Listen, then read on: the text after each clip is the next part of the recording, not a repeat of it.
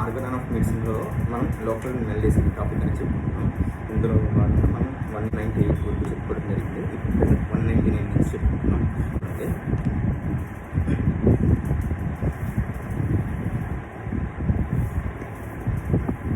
దీని ముందు ఎఫాజన్స్ వరకు కూడా ఎక్స్టర్నల్ మీన్స్తో లోకల్ ఎమ్మెల్యేని తొలగించకూడదు, రిమూవ్ చేయకూడదు అనేసి చెప్పడం జరిగింది.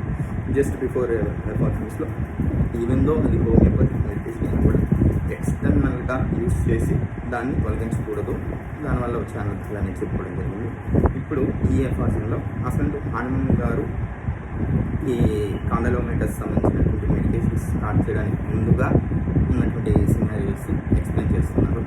సో ఇలాంటి సినారియోస్ అంటే హనుమాన్ గారి ముందు కాలంలో జరిగింది. సో ఇప్పటికీ జరుగుతున్నాయంటే ఇప్పటికీ చాలా చోట్ల జరుగుతుంది. ఎందుకంటే హోమియోపతి అంతలా ప్రజల్లో చూసుకోలేదు కాబట్టి ఇప్పటికీ అలాగే జరుగుతూనే ఉన్నాయి. So okay, 199. If the remedy perfectly homeopathic to the disease had not yet been discovered at the time when the local symptoms were described by a corrosive or desiccative external remedy or by the knife. If the remedy perfectly homeopathic to the case, అంటే పరిపూర్ణమైన సంపూర్ణమైనటువంటి homeopathic medicine అనేది కనుగొనడానికి ముందు, if the remedy perfectly homoeopathic to the disease had not been at discovered, అంటే ఆ పరిపూర్ణమైనటువంటి homeopathy ముందు, పరిపూర్ణమైనటువంటి సాగుణ్యమైనటువంటి మందును కనుగొనడానికి ముందు, దానికి పూర్వము అప్పుడు ఎలా ఉండేదంటే at the time when the local symptoms were described by a corrosive or desiccative external remedy or by the knife. By a corrosive అంటే తినేసే సబ్స్టెన్స్, అంటే acid like substance. Next desiccative external remedy. ఈ desiccation అనేటటువంటి చదివినప్పుడు గూగుల్లో search చేసి చూసినప్పుడు దాని మీనింగ్ చదివితే ఒకటే, అంటే హనుమాన్ గారు ఇప్పటి వరకు మనం చాలా సందర్భాలు చెప్పిందే అలోపతికి పెట్టేటటువంటి పేరు ఏంటంటే ఆర్డినరీ ఓల్డ్ స్కూల్ మైండ్స్ అని చెప్తారు కదా.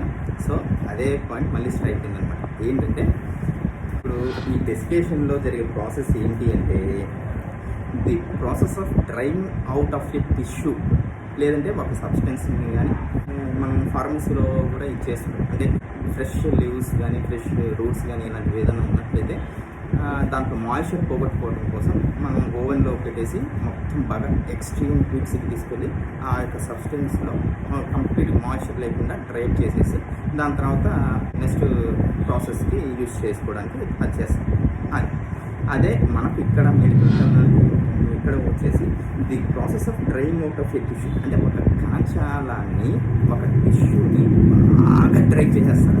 అంతలా డ్రై చేసేస్తారు, ఇక్కడ ఏమాత్రం మాయిశ్చర్ కూడా లేదనుకుంటా డ్రై చేసేయడం వల్ల అది అక్కడ వెచ్చర్ అయిపోయి ఇదైపోతుంది, సప్రెస్ అయిపోతుంది. అది దీనికి ఎగ్జాంపుల్ ఎలక్ట్రో డెసికేషన్ అని చదవడం జరిగింది.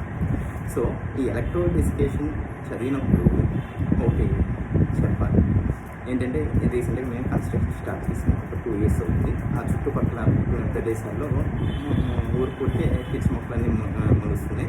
ఈ జిల్లేట్ చెట్లు ఇలాంటివి కూడా మొలు చేస్తున్నాయి. ఇవి మొలు చేస్తుంటే ఒకరిని అడిగితే ఏంటంటే మన నాటిన మొక్కలు అయితే పెరగవు, ఇలాంటి పిచ్చి మొక్కలు అనేది బాగా పెరుగుతుంటాయి, ఏం చేయాలి మీకు పరిష్కారం అన్నట్టు అడిగితే ఈ జిల్లేట్ చెట్లు వీటన్నీ ఎన్నిసార్లు కొట్టేసి మళ్ళీ మొలుస్తూనే ఉన్నాయి.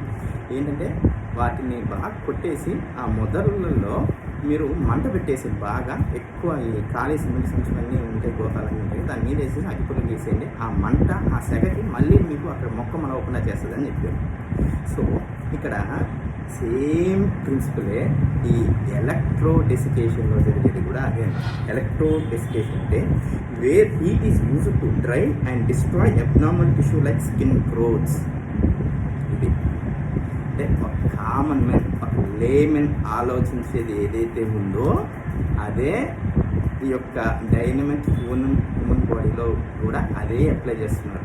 ఏంటి ఈ ఎలక్ట్రో డెసికేషన్ అంటే బాగా ఎక్సెసివ్ హీట్ని అక్కడ ప్రొడ్యూస్ చేస్తారు అనమాట. ఈ ఎక్సెసివ్ హీట్ని ప్రొడ్యూస్ చేసినప్పుడు అక్కడ ఉండేటటువంటి కణజాలం కానీ అక్కడ ఉండేటటువంటి స్కిన్ అవుట్ గ్రోత్స్ కానీ బాగా డ్రై అయిపోతుంది. అంతలా డ్రై అయిపోతుంది ఎక్కువైపోతుంటే ఇంకా దానికి ఏమాత్రం న్యూట్రియన్స్ కూడా అందకుండా ఏమాత్రం మాయిశ్చర్ బాగా డ్రై అయిపోయి ఆ సెగకి ఆ హీట్కి అక్కడ అంతటితో ఊడిపోతుంది అనమాట. సో ఇదన్నమాట వాళ్ళంతకుముందు చేస్తున్నారు. ఎలా అయితే బయట ఎక్కడైనా అన్వాంటెడ్ వీడ్స్ కానీ ఎక్కడైనా ఈ కలుపు మొక్కలు ఇలాంటి ఊరికొచ్చి పెరుగుతుంటే కావాలి నేను ఒక రైతు చెప్పినటువంటి ఇది ఏంటంటే బాగా కొట్టేసి ఆ మొదల్లో మీరు మంట పెట్టేస్తే మీకు మళ్ళీ అక్కడ మొలవకుండా చేస్తుంది అని. సేమ్ కాన్సెప్ట్ ఈ ఎలక్ట్రో డెసికేషన్ కూడా అదే చేస్తుంది. బాగా హీట్ పెట్టేస్తున్నారు. ఆ హీట్కి అక్కడ ఉండే అంతా డ్యామేజ్ అయిపోతుంది. అది రికర్ అయిపోయి అది ఊడిపోయిన తర్వాత మళ్ళీ నీకు అక్కడ మాత్రమే మళ్ళీ మొలవకుండా చేస్తుంది. మళ్ళీ ఇంకొక చోట మొలవచ్చు. అది ఎక్కడైనా మొలవచ్చు. ఎందుకు మొలవచ్చు అంటే ఆ ఇంటర్నల్గా ఉండేటటువంటి వ్యాధిని తొలగించట్లేదు కాబట్టి మళ్ళీ మొలవచ్చు. ఒకవేళ వాళ్ళ యొక్క వైటాలిటీ బాగా విగరస్గా స్ట్రాంగ్గా కానీ ఉన్నట్లయితే ఎక్కడైతే వాళ్ళకి ప్రీవియస్గా ఈ ఎలక్ట్రో డెసికేషన్ ద్వారా రిమూవ్ చేశారో మళ్ళీ అక్కడే పుట్టుకొని రావచ్చు. మనకు థియరీ ఆఫ్ కాన్స్టిట్యూషన్స్లో చెప్తారనమాట హనుమన్ గారు.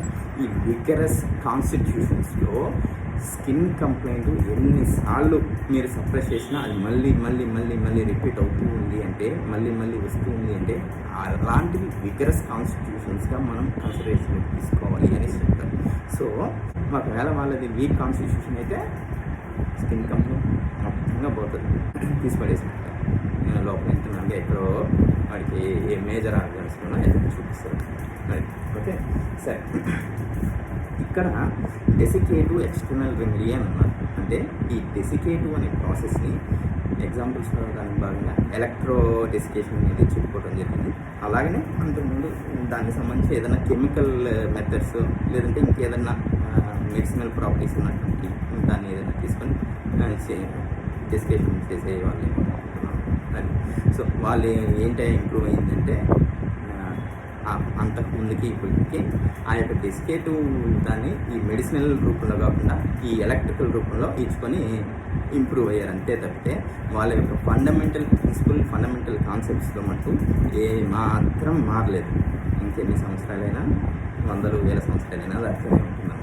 హోమియోపతిక్ మెడిసిన్స్ని కనిపెట్టడానికి ముందుగా అక్కడ ఉండేటటువంటి లోకల్ సింప్టమ్స్ని ఈ కరోజివ్ సబ్స్టెన్స్తో నాశనం చేసిన ఆర్ డెసికేటివ్ ఎక్స్టర్నల్ రెమెడీ ఇలాంటివి డెసికేటివ్ ఎక్స్టర్నల్ రెమెడీతో నాశనం చేసిన ఆర్ బై ది నైఫ్ ఈ కత్తితో కట్ చేసిన దాన్ని ఇంకా ఏ రూపంలో అయినా కట్ చేయనివ్వండి, ఏ రూపంలో అయినా తీసేయనివ్వండి, then the case becomes much more difficult on account of the too indefinite uncharacteristic and inconstant appearance of the remaining symptoms.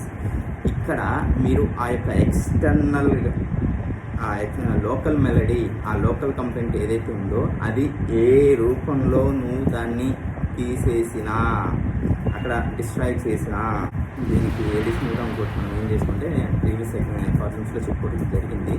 ఏంటంటే ప్రజెంట్ హోమియోపతిక్ పాయింట్స్ పూసి తీసేయటం, లేదంటే హోమియోపతిక్ డైల్యూషన్ని పూసి తీసేయటం, ఇలా ఏ రకంగా మనం ఆ యొక్క ఎక్స్టర్నల్గా ఆ లోకల్ మెలడీ, ఆ లోకల్ కంప్లైంట్ వార్ట్ అయితే వార్ట్, రింగ్వామ్ అయితే రింగ్వామ్, ఏదైనా స్కిన్ కంప్లైంట్ అయితే స్కిన్ కంప్లైంట్, ఇలా ఏ లోకల్ మెలడీస్ అయినా మనం ఎక్స్టర్నల్ మీన్స్తో మనం తీసేసినట్లయితే అప్పుడు ఆ కేసు చాలా కష్టతరమైపోతుంది. ఎందుకు అంటే then the case becomes much more difficult on account of the too indefinite uncharacteristic and inconstant appearance of the remaining symptoms. మిగిలిన లక్షణాలన్నింటిలోనూ అస్పష్టత అనేది అక్కడ ఏర్పడుతుంది. మనం ఆర్గనాన్లో చెప్పుకున్న కాన్సెప్ట్స్, క్రానిక్ డిసీజ్లో చెప్పుకున్న కాన్సెప్ట్స్ ఏంటంటే ఎప్పుడైతే ఈ స్కిన్ కంపెనీని మనం నాశనం చేస్తామో బై ఎక్స్టర్నల్ మీన్స్తో అక్కడ డిసీజ్ అనేది కాంప్లెక్స్గా మారిపోతుంది. ఎలా కాంప్లెక్స్గా మారిపోతుంది ఏంటంటే ఒకటి దాన్ని సప్రెషన్ చేయటం వల్ల అక్కడ ఉండేటటువంటి సింటమ్స్ యొక్క క్లారిటీ అనేది పోతుంది. నెక్స్ట్ ఇంకోటి అంటే దాంట్లో భాగంగా అలా జరుగుతుంది. నెక్స్ట్ ఇంకొకటి ఏంటంటే ఎప్పుడైతే ఈ ఎక్స్టర్నల్ దీన్ని తీసేస్తావో ఇక్కడ మిగిలిన ఉండేటటువంటి సింటమ్స్ అక్కడ మనకు కనబడేటటువంటి మిగిలిన ఇతర సింటమ్స్ అన్నీ కూడా అవి ఈ లోకల్ మెలడీ, ఈ లోకల్ ఎఫెక్షన్ ఉన్నంత స్థిరంగా అవి ఉండవన్నమాట. ఫర్ ఎగ్జాంపుల్ ఈ హెడేక్స్ అనేవి ఉన్నాయి. హెడేక్స్ ఎలాంటి వల్ల వస్తుంది? నాకు బాగా ఎక్కువగా తిని గ్యాస్ట్రిక్ డిస్టర్బెన్స్ వచ్చినప్పుడు జరుగుతుంది. లేదు బాగా ఎండలో తిరిగినప్పుడు, బాగా ఎండలో వెళ్ళినప్పుడు నాకు తలనొప్పి వస్తుంది. సో ఇలాంటివన్నీ బాగా కాన్స్టెంట్గా స్థిరంగా ఉండేవి కాదు కదా. ఈవెన్ నేను ఒక 4 సార్లు ఎండలోకి వెళ్ళాను, 4 సార్లు తలనొప్పి వస్తుందంటే కాదు సార్. నాకు ఏదైనా ఒకసారో 2 సందర్భాల్లోనే వస్తుంది. అంటే అది అంత కాన్స్టెంట్గా లేదు, మారిపోతూ ఉంటుంది. సరే ఈ అవుట్ సైడ్ ఫుడ్ తిన్న ప్రతిసారి నీకు గ్యాస్ట్రిక్ డిస్టర్బెన్స్ అయ్యి తలనొప్పి వస్తుంది అన్నారు కదా. ప్రతిసారి కాదు సార్, ఏదైనా హార్ట్ టైప్ ప్రోటీన్ ఈ పన్నీర్ లాంటివి తిన్నా, లేదు నాన్ వెజ్ తిన్నా, ఇలాంటివి ఏదైనా తిన్నప్పుడు మాత్రమే నాకు గ్యాస్ట్రిక్ డిస్టర్బెన్స్ వస్తుంది. ఈ రకమైనటువంటి గ్యాస్ట్రిక్ డిస్టర్బెన్స్ వచ్చినప్పుడు మాత్రం నాకు హెడేక్ వస్తుంది. అదే నాకు గ్యాస్ట్రిక్ డిస్టర్బెన్సెస్ ఇంకా ఇతర కారణం వల్ల కూడా జరుగుతుంది. నాకు మసాలా తిన్నా కూడా గ్యాస్ట్రిక్ డిస్టర్బెన్స్ వస్తుంది, కానీ అప్పుడు మోషన్సే, అప్పుడు నాకు తలనొప్పి రాదు. సో ఇవన్నీ కూడా మారిపోతూ ఉంటాయి. అక్కడ అదే కాన్స్టెంట్గా తిన్న ప్రతిసారి నాకు రావాల్సిన సందర్భం అనేది లేదన్నమాట. సో అక్కడ ఈ యొక్క లోకల్ ఎఫెక్షన్ మాత్రమే బాగా కాన్స్టెంట్గా స్థిరంగా మంచి పెక్యులారిటీస్తో మంచి స్ట్రైకింగ్గా ఉండేటటువంటి ఉంటాము. దాన్ని కానీ నువ్వు కానీ తొలగించినట్లయితే అక్కడ ఉండేటటువంటి ఇతర లక్షణాలన్నీ కూడా అంత స్థిరంగా ఉండకుండా మారిపోతూ అంత స్పష్టంగా ఉండకుండా ఇండిఫినిట్ క్యారెక్టర్తోనూ అన్క్యారెక్టరిస్టిక్గా ఉంటూ ఇన్కాన్స్టెంట్గా ఉంటూ అస్థిరంగా ఎప్పటికప్పుడు మారిపోతూ ఉండేటటువంటి లక్షణాలే ఉంటాయి. సో ఇలా ఉండటం చేత అక్కడ ఉండేటటువంటి కేసు బాగా కష్టతరంగా అయిపోతుంది. Then the case becomes much more difficult on account of the too indefinite, uncharacteristic and inconstant appearance of the remaining symptoms, for what might have contributed most to determine the selection of the most suitable remedy and its internal impairment until the disease should have been completely annihilated, namely the external principal symptom has been removed from our observation. ఇవన్నీ పెరెంథసిస్లోనే ఇంకా కలిపి చదివితే ఇలా ఉంటుంది. ఆ పెరెంథసిస్ తీసి చదివితే మనకు ఒక క్లారిటీ అనేది వస్తుంది. Then the case becomes much more difficult on account of the too indefinite, uncharacteristic and inconstant appearance of the symptoms and its internal employment until the disease should have been completely annihilated. అంటే అక్కడ అంతర్గతంగా ఉన్నటువంటి వ్యాధి అంతా కూడా సమూలంగా నిర్మూలించడానికి అక్కడ మనకు ఉన్న సింప్టమ్స్ వల్ల ఏంటంటే ఆ అస్థిరమైనటువంటి లక్షణాలు ఎప్పటికప్పుడు మారిపోయేటటువంటి లక్షణాలు మాత్రమే ఉంటున్నాయి అని చెప్తూ, ఈ యొక్క లక్షణాలు ఉండటం చేత మనం సరైన మెడిసిన్, తగినైన మెడిసిన్ని ఒక సెలక్షన్కి నిర్ధారించుకోవడానికి మనకు కష్టమైపోతుంది. For what might have contributed most to determine the selection of the most suitable remedy.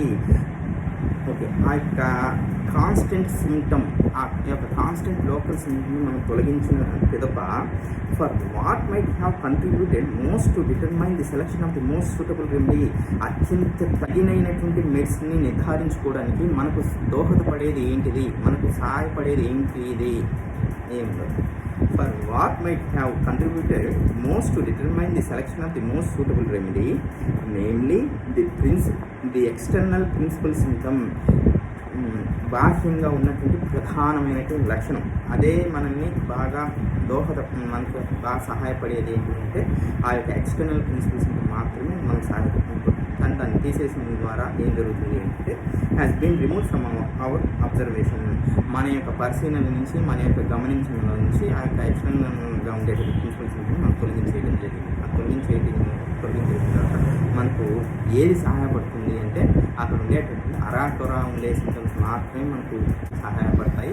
వాటిని ఆధారంగానే బేస్ చేసుకొని అక్కడ మిగిలిన ఇతర ఇంటర్నల్ మనం ట్రీట్మెంట్ ఇచ్చుకోవాలి.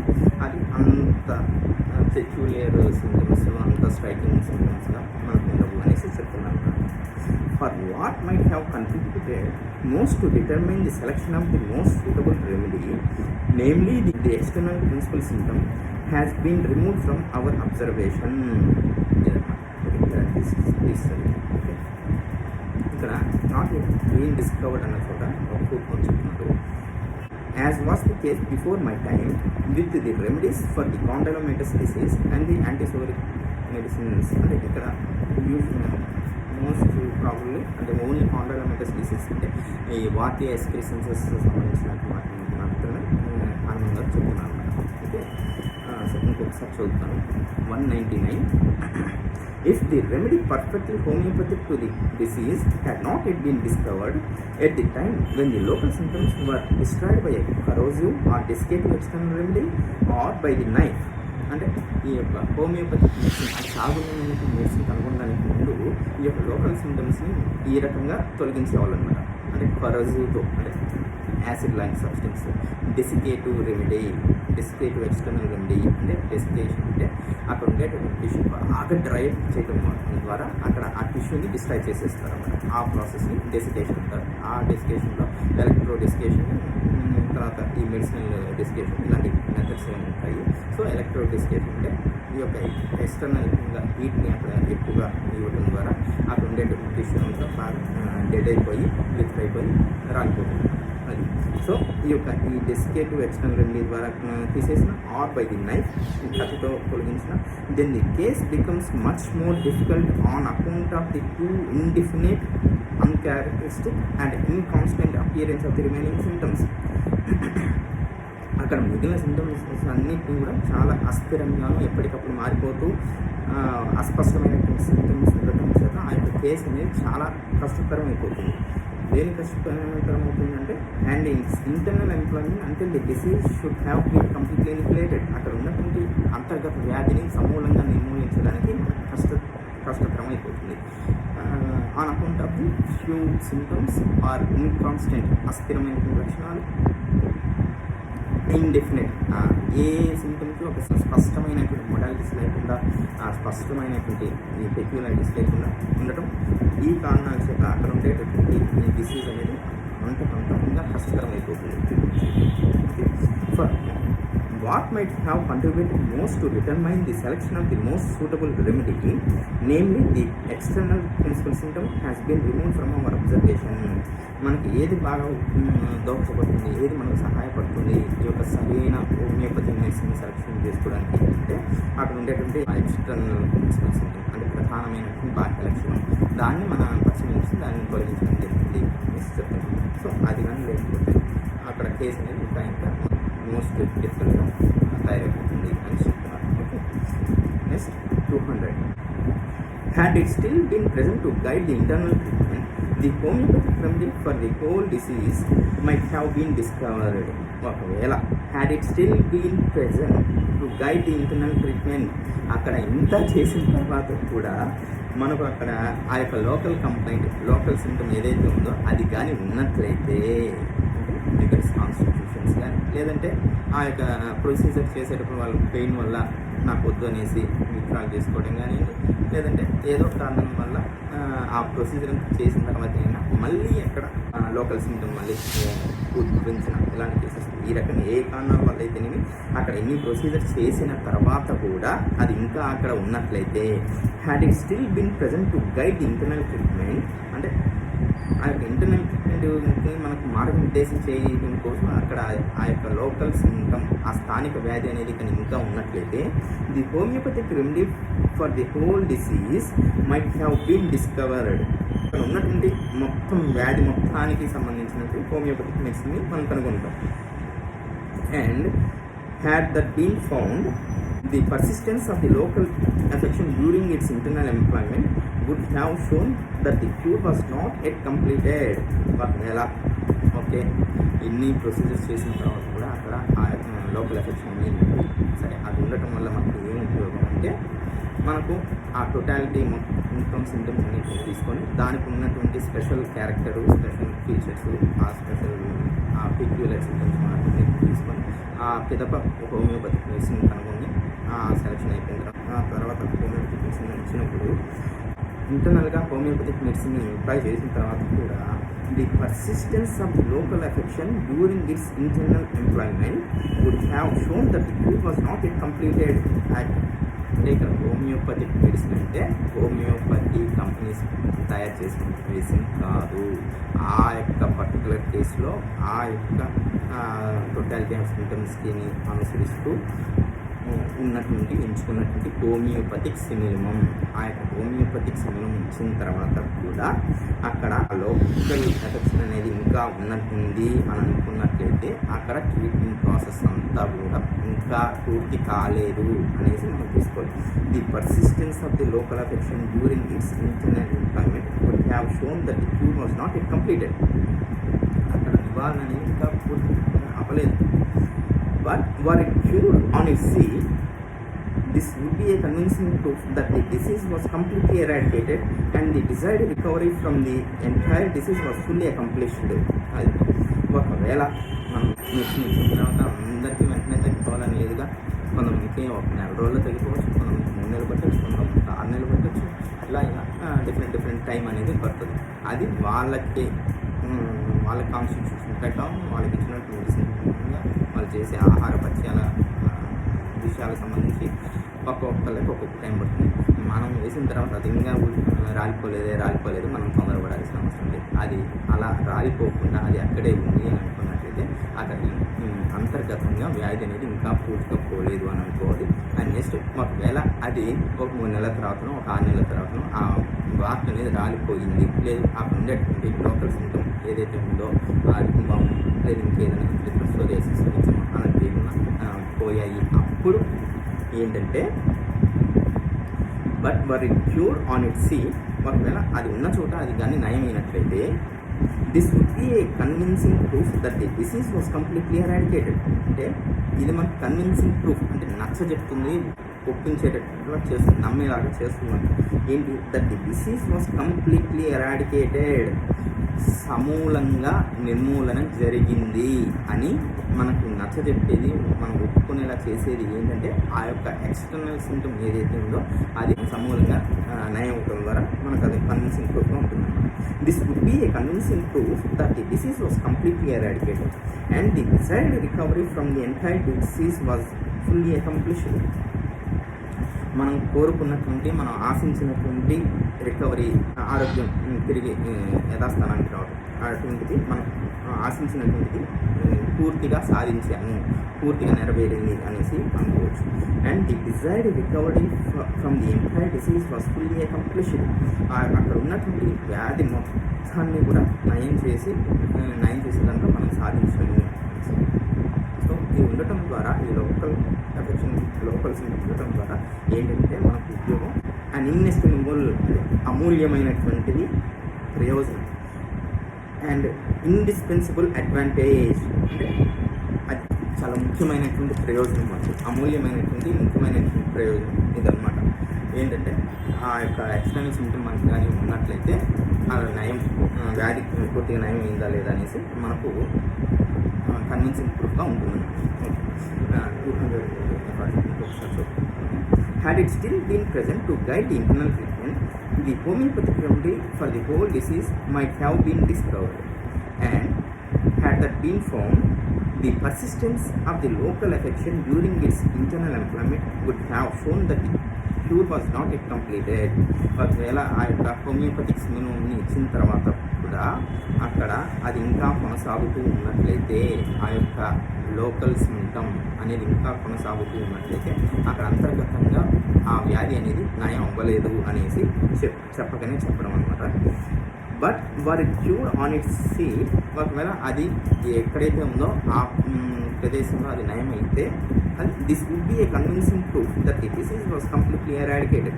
అక్కడ ఉన్నటువంటి వ్యాధి మొత్తం కూడా పూర్తిగా నిర్మూలన జరిగింది అనేసి మనకు ప్రూఫ్ అనమాట, కన్విన్సింగ్ ప్రూఫ్ మనకు నచ్చ చెప్తుంది. And the desired recovery from the entire disease was fully accomplished. మనం కోరుకున్నటువంటి కోలుకోవటం, మనం ఆశించినటువంటి కోలుకోవటం, అంటే అనారోగ్యం నుంచి ఆరోగ్యానికి కోలుకోవటం అనేది పూర్తిగా సాధించిన వాళ్ళం అవుతాము. And the desired recovery from the entire disease was fully accomplished and inestimable, అమూల్యమైనటువంటి, నెక్స్ట్ ఇండిస్పెన్సిబుల్ అడ్వాంటేజ్, ఆవశ్యకమైన ప్రయోజనం సార్, అది అక్కడ ఆ రకంగా మనకు ట్రీట్మెంట్ కంప్లీట్ పూర్తయ్యేంత వరకు ఆ యొక్క లోకల్ ఎఫెక్షన్ ఎక్స్టర్నల్గా తీయకపోవడం అనేది మనకు ఉండేటటువంటి ఇది ఒక అమూల్యమైనటువంటి ప్రయోజనంగా మనం తీసుకోవాలి అని చెప్తున్నాను.